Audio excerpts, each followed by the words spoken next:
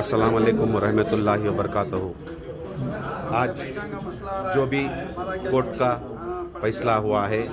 हिजाब के बारे में, आज तमाम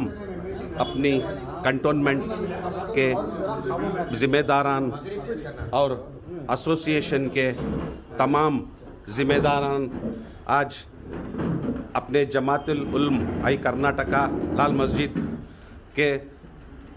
पूरे एसोसिएशन वाले और अपने तमाम व्यापारियाँ मिलके जो कोर्ट से जो फैसला आया था उसे थोड़ी सी नाराज़गी जताते हुए हम लोग